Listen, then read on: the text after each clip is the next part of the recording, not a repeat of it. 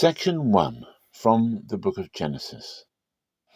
After the death of Abraham, God blessed Isaac his son. Isaac lived by Be'er Lahai-roi. Now this is the history of the generations of Ishmael, Abraham's son, whom Hagar the Egyptian, Sarah's handmaid, bore to Abraham. These are the names of the sons of Ishmael by their names according to the order of their birth. The firstborn of Ishmael, Nebaioth, then Kedar, Adbeel, Mibsam, Mishma, Dumah, Massa, Hadad, Tema, Jetur, Naphish, and Kedema. These are the sons of Ishmael, and these are their names, by their villages and by their encampments, 12 princes according to their nations. These are the years of the life of Ishmael, 137 years. He breathed his last and died and was gathered to his people. They lived from Havilah to Shur, that is before Egypt, as you go toward Assyria. He lived opposite all his relatives. This is the history of the generations of Isaac, Abraham's son. Abraham became the father of Isaac. Isaac was 40 years old when he took Rebekah, the daughter of Bethuel the Syrian of Padan Aram, the sister of Laban the Syrian, to be his wife. Isaac entreated for everyone for his wife because she was barren. For everyone was entreated by him, and Rebekah his wife conceived. The children struggled together within her. She said, "If it is like this, why do I live?" She went to inquire of everyone. For everyone said to her, 2 nations are in your womb. 2 peoples will be separated from your body. The one people will be stronger than the other people. The elder will serve the younger. When her days to be delivered were fulfilled, behold, there were twins in her womb. The first came out red all over, like a hairy garment. They named him Esau. After that his brother came out, and his hand had hold on Esau's heel. He was named Jacob. Isaac was 60 years old when she bore them. The boys grew. Esau was a skilled hunter, a man of the field. Jacob was a quiet man, living in tents. Now Isaac loved Esau because he ate his venison. Rebekah loved Jacob. Section 2 from the book of Judges. Jephthah sent messengers to the king of the children of Ammon, saying, "What have you to do with me, that you have come to me to fight against my land?" The king of the children of Ammon answered to the messengers of Jephthah, "Because Israel took away my land when he came up out of Egypt, from the Arnon even to the Jabbok, and to the Jordan. Now therefore restore those lands again peaceably." Jephthah sent messengers again to the children of Ammon, and he said to him, "Thus says Jephthah, Israel didn't take away the land of Moab, nor the land of the children of Ammon.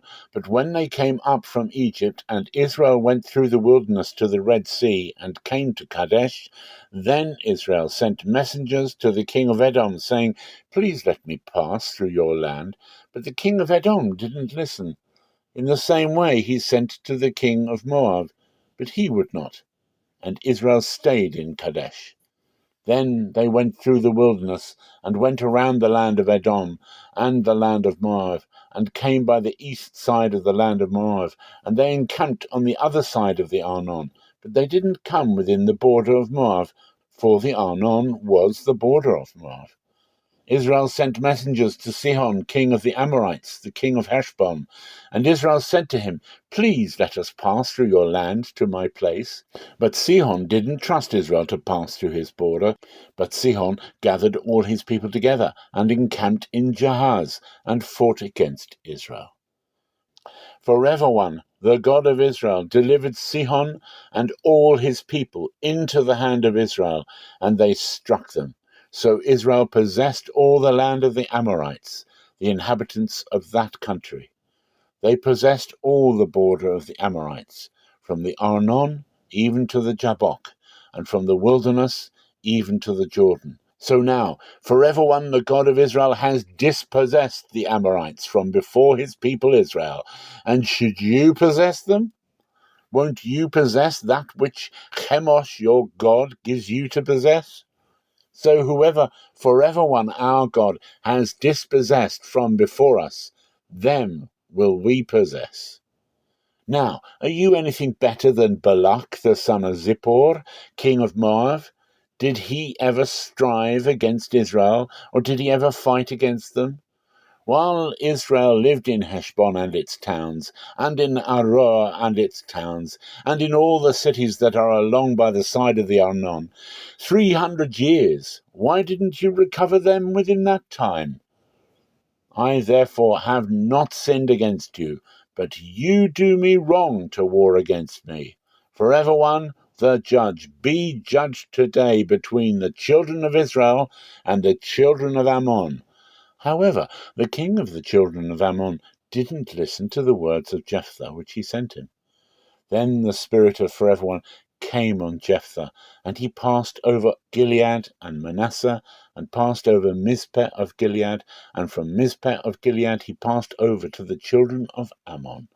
Jephthah vowed a vow to forever one, and said, If you will indeed deliver the children of Ammon into my hand, then it shall be that whatever comes out from the doors of my house to meet me, when I return in peace from the children of Ammon, it shall be forever one's, and I will offer it up for a burnt offering. So Jephthah passed over to the children of Ammon to fight against them, and forever one delivered them into his hand. He struck them from Aroer until you come to Minnith, even 20 cities, and to Abel Cheramim, with a very great slaughter. So the children of Ammon were subdued before the children of Israel. Section 3, from the first book of Chronicles. Then he called for Solomon, his son, and commanded him to build a house for forever one, the God of Israel. David said to Solomon his son, As for me, it was in my heart to build a house for the name of forever one my God. But the word of forever one came to me, saying, You have shed blood abundantly, and have made great wars. You shall not build a house to my name, because you have shed much blood on the earth in my sight. Behold, a son shall be born to you, who shall be a man of rest. I will give him rest from all his enemies all around, for his name shall be Solomon, and I will give peace and quietness to Israel in his days. He shall build a house for my name, and he shall be my son, and I will be his father, and I will establish the throne of his kingdom over Israel forever. Now, my son, may forever one be with you, and prosper you, and build the house of forever one your God, as he has spoken concerning you. May forever one give you discretion and understanding, and put you in charge of Israel, so that you may keep the law of forever one your God. Then you will prosper, if you observe to do the statutes and the ordinances which forever one gave Moses concerning Israel. Be strong and courageous. Don't be afraid, neither be dismayed. Now, behold, in my affliction I have prepared for the house of forever one 100,000 talents of gold, 1,000,000 talents of silver, and brass and iron without weight, for it is in abundance. I have also prepared timber and stone, and you may add to them. There are also workmen with you in abundance, cutters and workers of stone and timber, and all kinds of men who are skillful in every kind of work.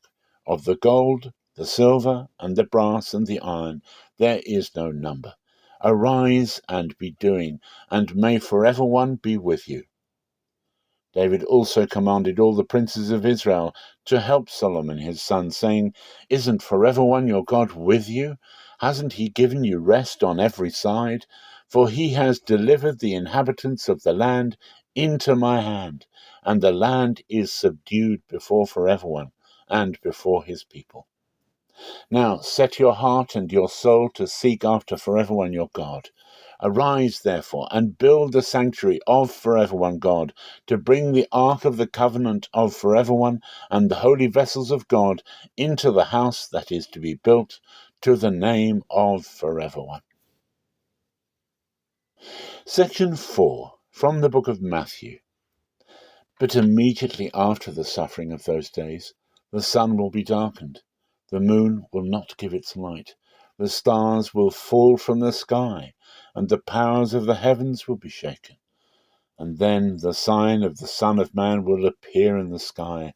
Then all the tribes of the earth will mourn, and they will see the Son of Man coming on the clouds of the sky with power and great glory. He will send out his angels with a great sound of a trumpet, and they will gather together his chosen ones from the four winds, from one end of the sky to the other. Now from the fig tree learn this parable. When its branch has now become tender and produces its leaves, you know that the summer is near.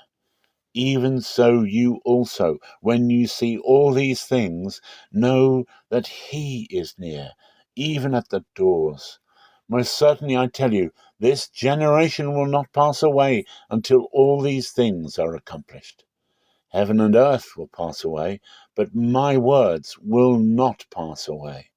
But no one knows of that day and hour, not even the angels of heaven, but my Father only.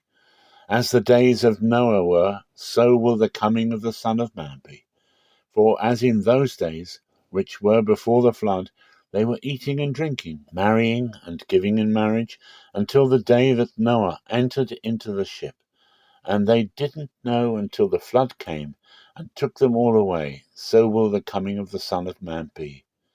Then 2 men will be in the field. One will be taken, and one will be left. 2 women will be grinding at the mill. One will be taken, and one will be left. So watch, for you don't know in what hour your Lord comes.